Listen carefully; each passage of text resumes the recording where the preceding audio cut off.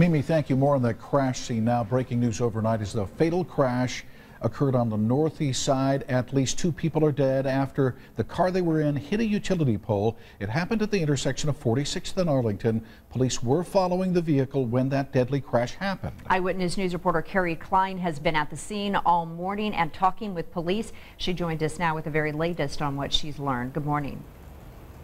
Yeah, good morning. Yeah, there are 2 victims in this accident. The coroner just arrived on the scene, and several firefighters have been working around that car to extricate the victims out of the car. And that's been a very tedious process, given the condition of the car from the impact on that pole you see there, and the fact that it did burst into flames after it hit the pole. It is taking quite some time for firefighters to extricate those victims out of the car. Now, this all started shortly before 3 o'clock. That's when police say they received a 911 call about a domestic dispute between a man and woman who were boyfriend and girlfriend. This was in the 6100 block of East 40th Street. Now, the caller said that the boyfriend, who was intoxicated, threatened his girlfriend with a knife. Now, once police arrived on the scene, they say that man hopped in the car and took off at a very high rate of speed. He did have a passenger in the car at the time. The police officer followed behind him, but he said that car was speeding several blocks ahead.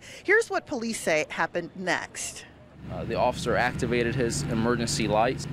Once the vehicle approached the intersection of 46th Street, East 46th Street and Arlington Avenue, he observed that the vehicle lost control. And at that point, saw that the vehicle struck a pole. Now, police say that officer, once he arrived on the scene after the crash, he did jump out and attempt to help the victims, but the car was on fire at that time and he was unable to do anything.